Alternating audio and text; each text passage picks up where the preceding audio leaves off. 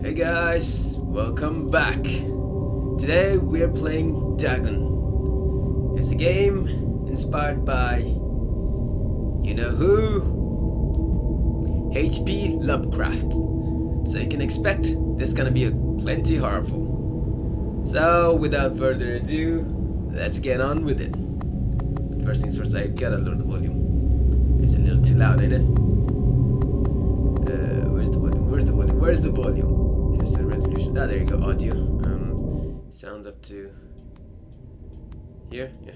Voiceovers. Yeah, voiceovers are gotta be loud. So here. All right. Let's get on with it.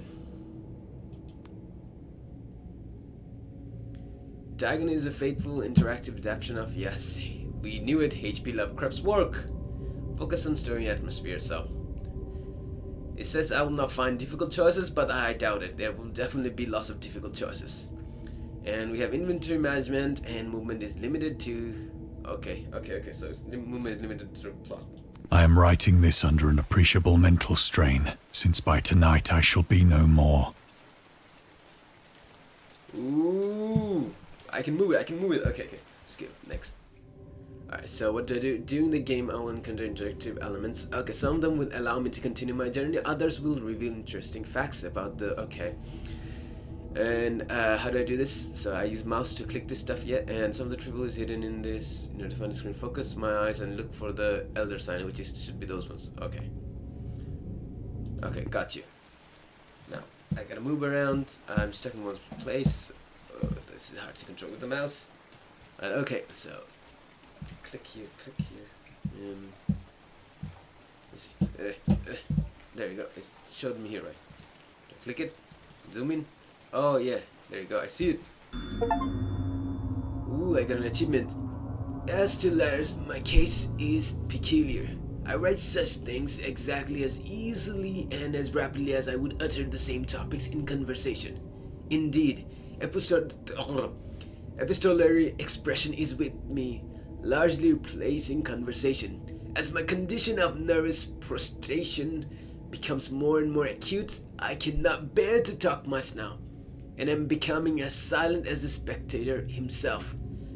My loquacity extends itself on paper. H.P. Lovecraft to Reinhard Kleiner, December 3rd, 1917.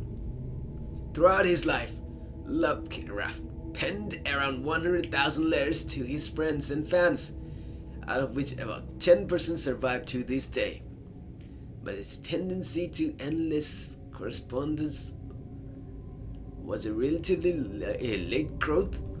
In youth, I scarcely did any letter writing. Thanking anybody for a present was so much of an ordeal that I would rather have written a 250-line pastoral or a 20-page treatise on the rings of Saturn.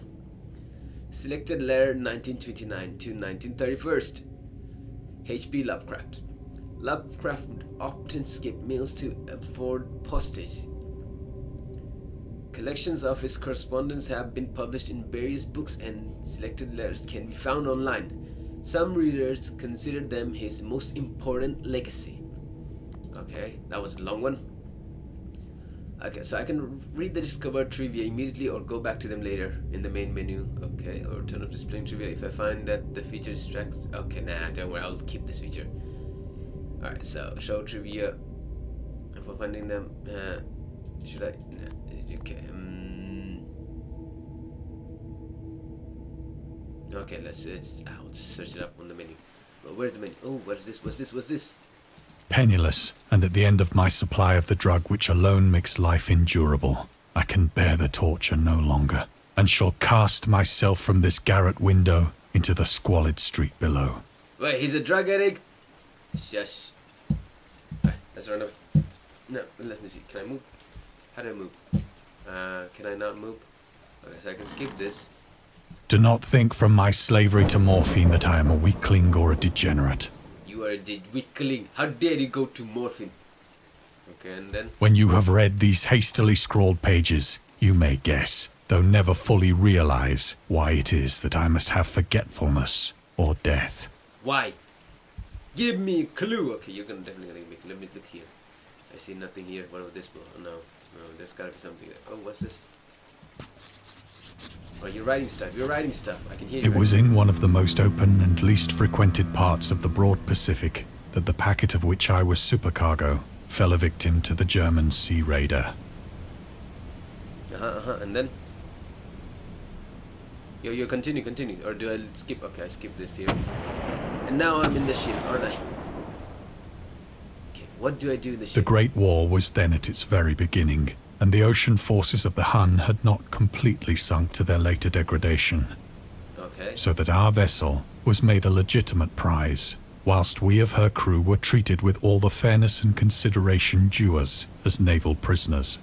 Oh, you were prisoners. Okay. No wonder you wanted to off yourself. Ooh, I see a navy. Okay, let me see this side. See this. Click it.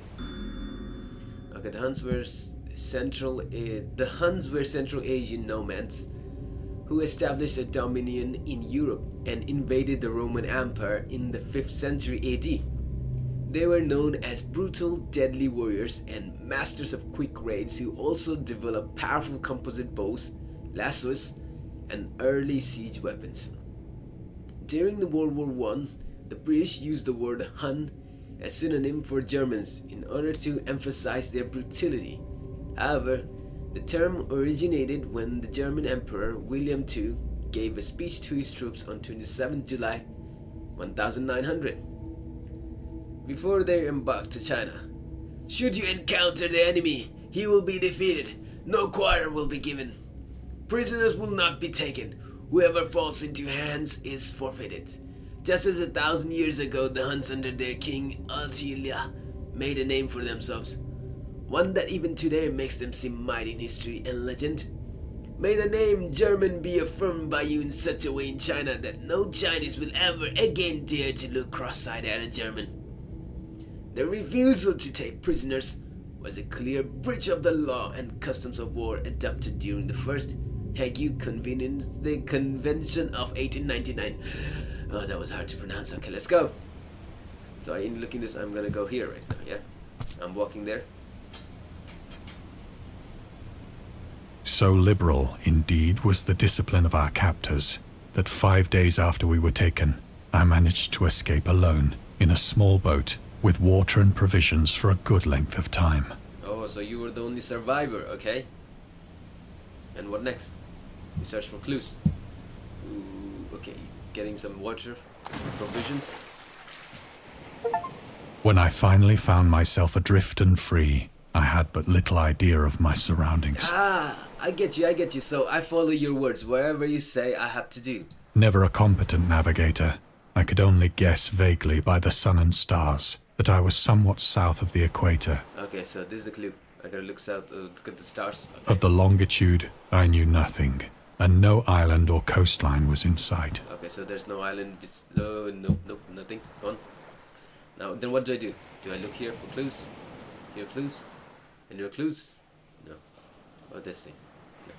Okay, so I continue my navigation. Do I? Let me see. Did I jump on the water? No. Ooh, must be clues. There's gotta be clues, because otherwise I ain't gonna be able to do anything right now. Let's see. Let's talk to this. Do I... Yo! Oh, I see the sun. So, the moon, sorry. So I click on the moon and I follow the moon's direction.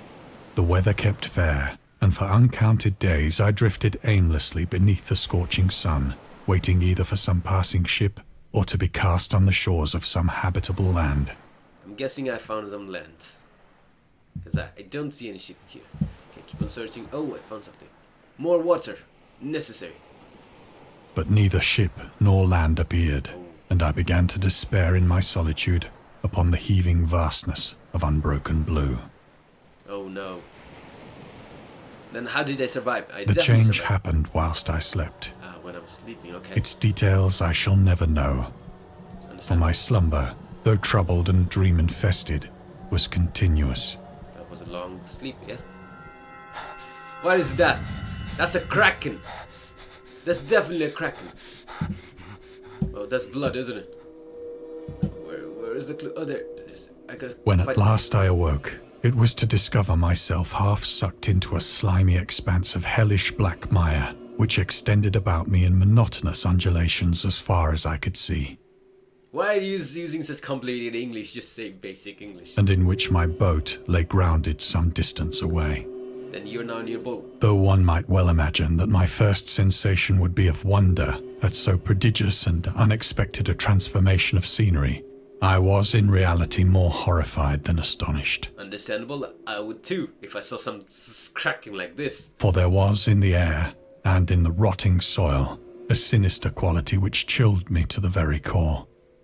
The region was putrid with the carcasses of decaying fish, and of other, less describable things which I saw protruding from the nasty mud of the unending plain. I say that's a kraken. Perhaps I should not hope to convey in mere words the unutterable hideousness that can dwell in absolute silence and barren immensity. Don't worry, you don't have to say anything. We can see it right there. There was nothing within hearing, and nothing in sight, save a vast reach of black slime. Yet the very completeness of the stillness and the homogeneity of the landscape oppressed me with a nauseating fear. The sun was blazing down from a sky which seemed to me almost black in its cloudless cruelty, as though reflecting the inky marsh beneath my feet. Ah, you're trapped. Now let's see if I can get you out of here. Ooh. Ah, that looks scary. That thing looks freaking scary. Okay, Dagon seems to be inspired by Fishhead, a short novel by Irvin S. Cobb about unnatural affinities between a hybrid idiot and the strange fish of an isolated lake. Supernatural horror in literature, H.P. Lovecraft. And Lovecraft's dream about a strange island emerging from the ocean and him crawling in the ooze that covered its surface. I dreamed that whole hideous crawl and can yet feel the ooze sucking me down. In defense of Dagon, H.P. Lovecraft, Lovecraft's interest in the topic stemmed from his aversion to fish and sea smells.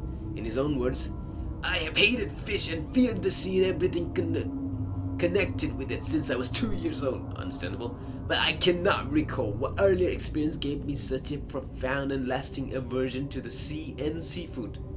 The Dweller in Darkness, Lovecraft, 1927, Donald Wandre. Okay, that's the origin, and I saw the origin now. Ooh, there's go. Gotta crawl over there. Gotta make it out alive. As I crawled into the stranded boat, I realized that only one theory could explain my position. And the theory is? Through some unprecedented volcanic upheaval, a portion of the ocean floor must have been thrown to the surface, exposing regions for which innumerable millions of years had lain hidden under unfathomable watery depths. Oh, that's so scary. So scary. So great was the extent of the new land which had risen beneath me that I could not detect the faintest noise of the surging ocean, straining my ears as I might. Nor were there any seafowl to prey upon the dead things. Oh yeah, true, there is no birds or stuff. Then how did I even end up here? There's a fish. For several hours I sat thinking or brooding in the boat, which lay upon its side and afforded a slight shade as the sun moved across the heavens. As the day progressed, the ground lost some of its stickiness and seemed likely to dry sufficiently for traveling purposes in a short time. What about the fish? Are you gonna eat the fish? You're gonna need some provisions because you lost all your stuff, didn't you? I see the lamp right there. So... That night I slept but little, and the next day I made for myself a pack containing food and water, preparatory to an overland journey in search of the vanished sea and possible rescue. Did you get rescued though? I doubt you can get rescued here. Nobody can find this thing. Oh, okay, I see the provisions. Okay, let's have some food. On the third morning, I found the soil dry enough to walk upon with ease. The odor of the fish was maddening, but I was too much concerned with graver things to mind so slight an evil, and set out boldly for an unknown goal. And goal we go. Let's go! Where are we going? Oh, we're going to the far land. All day I forged steadily westward, guided by a faraway hummock which rose higher than any other elevation on the rolling desert. I see the hummock. What's this? Okay, let's go.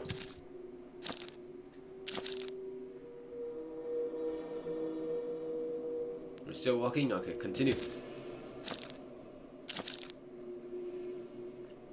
That night, I encamped, and on the following day still travelled toward the hummock, though that object seemed scarcely nearer than when I had first espied it. Yeah, it does look close, but it is definitely not close.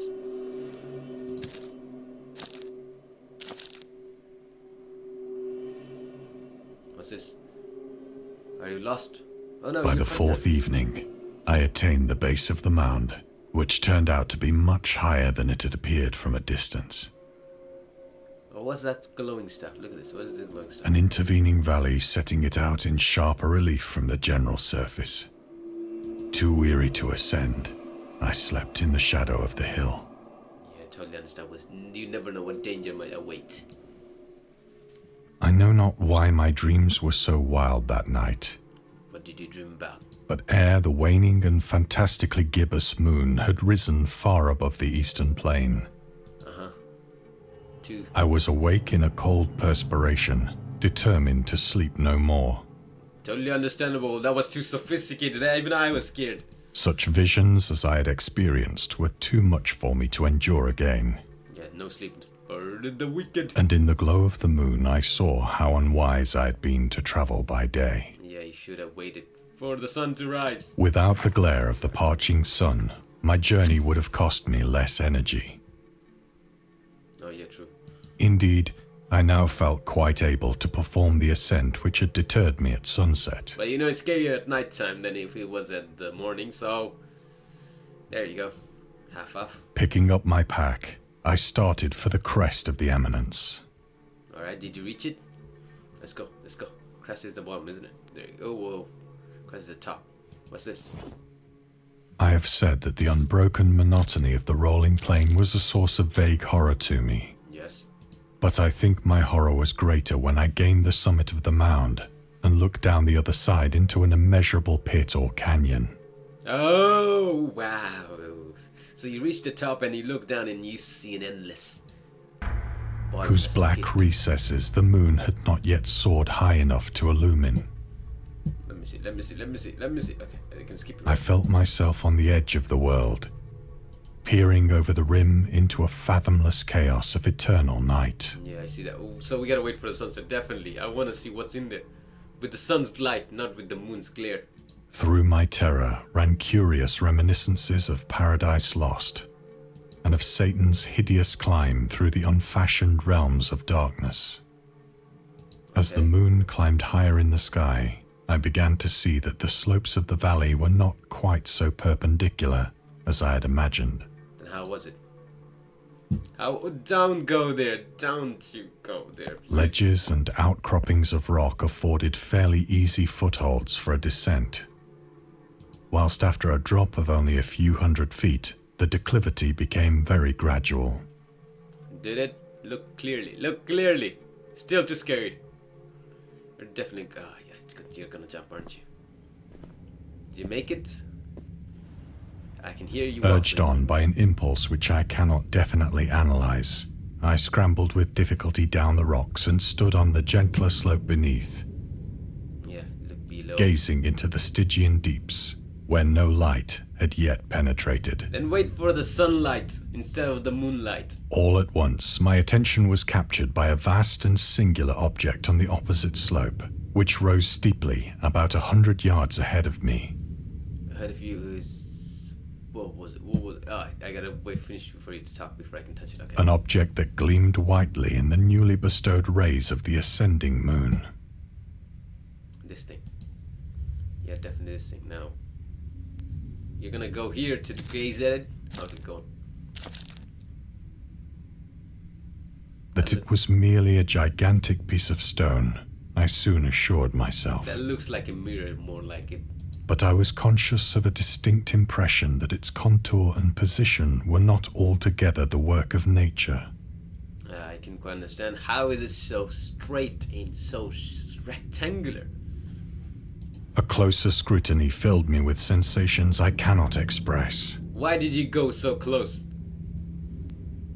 For despite its enormous magnitude, and its position in an abyss which had yawned at the bottom of the sea since the world was young. Oh, this thing goes very deep then. I perceived beyond a doubt that the strange object was a well-shaped monolith. Monolith? Yep, that's definitely dangerous. Don't go whose there! massive bulk had known the workmanship and perhaps the worship of living and thinking creatures. Oh, deadly. Dazed and frightened, yet not without a certain thrill of the scientist's or archaeologist's delight, I examined my surroundings more closely. Why? Why would you do that? That's scary. Yeah, you're not gonna listen to me. You're just gonna go and check it out, aren't you? Be my guest and don't scream when you're afraid. The moon, now near the zenith, shone weirdly and vividly above the towering steeps that hemmed in the chasm. You know, there's water in there and I'm afraid of the water right now. If we jump in, there's gonna be like a giant evil squid dragging into the bottom of the abyss. And revealed the fact that a far-flung body of water flowed at the bottom, winding out of sight in both directions, and almost lapping my feet as I stood on the slope. Don't. The water is deadly, I tell you. The water is deadly. Forget the water. Even near the edge of the water is deadly. Get out of there. Across the chasm, the wavelets washed the base of the cyclopean monolith. I see something on the monolith that is too scary to describe.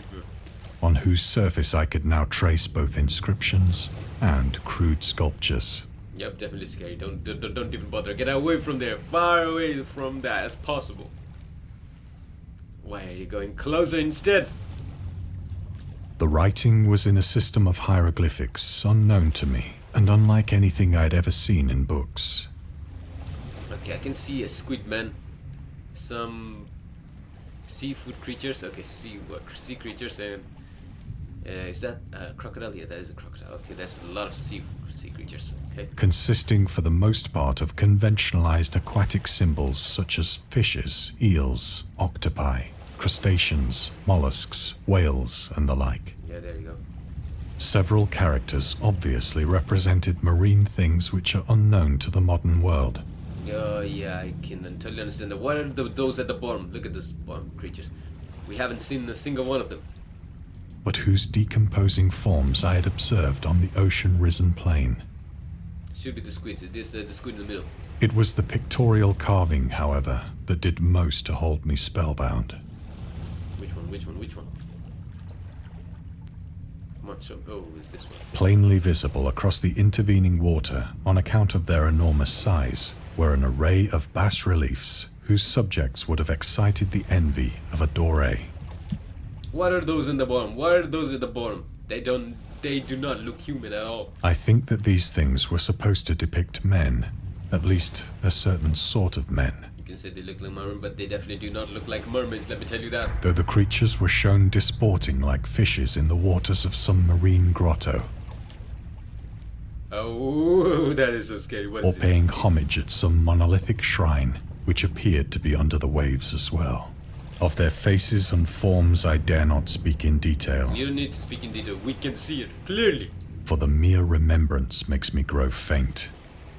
Scary. Grotesque beyond the imagination of a Poe or a Bulwer. What is that thing? They were damnably human in general outline, despite webbed hands and feet, shockingly wide and flabby lips.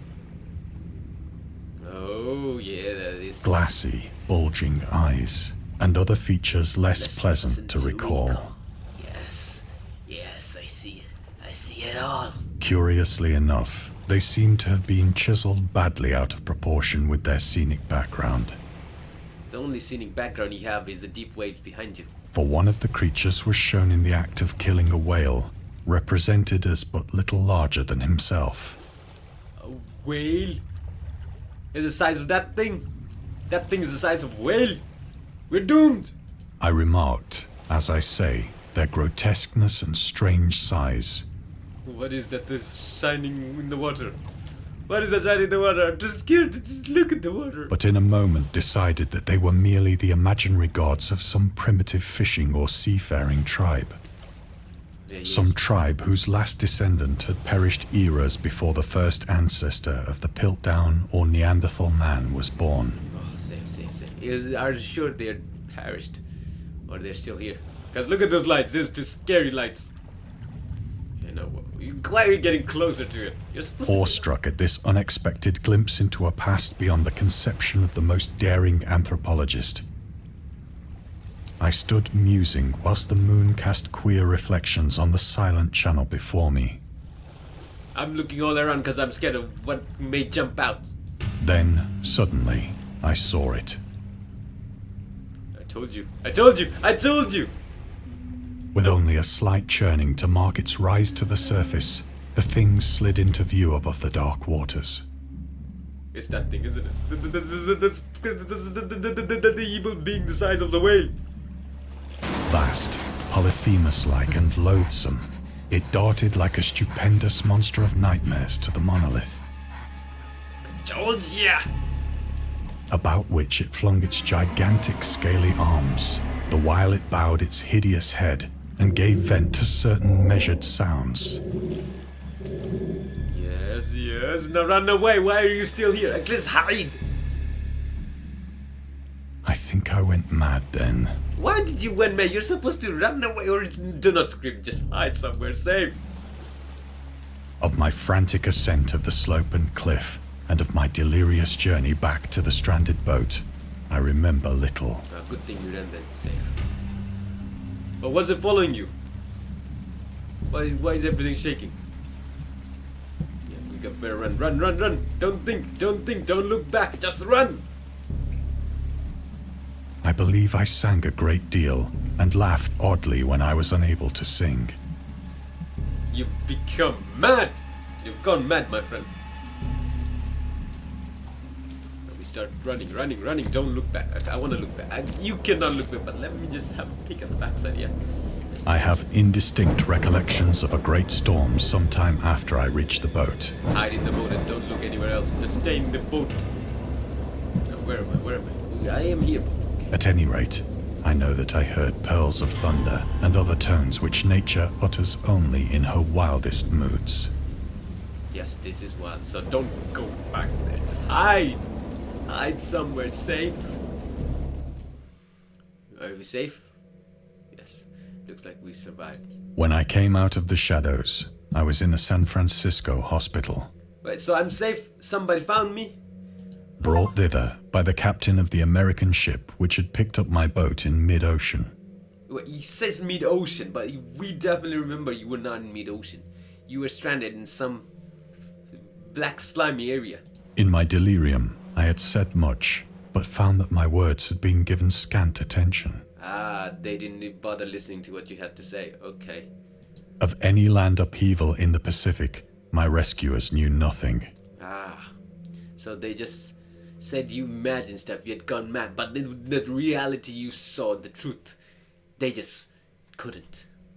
Nor did I deem it necessary to insist upon a thing which I knew they could not believe. Yeah, understandable. Even if they did believe you, I doubt they would.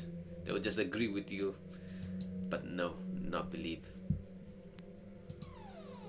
Okay, that's scary. That is scary. Is there anyone coming in? Or am I going? Once I sought out a celebrated ethnologist and amused him with peculiar questions regarding the ancient Philistine legend of Dagon, the fish god. Dagon, oh, it's Dagon, not Dagon. Dagon! So that's what you saw. But there was a lot more than just one in the picture, in the monolith. Just so you know. Okay, let's look at this Dagon. Dagon was the main deity of the Philistines, worshipped throughout the Middle East as the ancient god of fertility and crops. In Hebrew, the word Dagon was a common noun for grain. The rulers of Akkad, Mesopotamia, chose him as the patron saint of their war conquests. He also appeared as the judge of the dead in an Assyrian poem and an underworld prison warden in one of the Babylonian texts. He is often mistakenly taken for a fish god due to the wrong interpretation of his name, as in Hebrew, the word dag means fish. In H.P. Lovecraft's work, Dagon is an underwater deity ruling over the deep ones, a humanoid race with fish traits that resides in the oceans. He is worshipped by a secret cult called the Esoteric Order of Dagon. Okay, that's a lot of terms that were very hard to pronounce, but okay.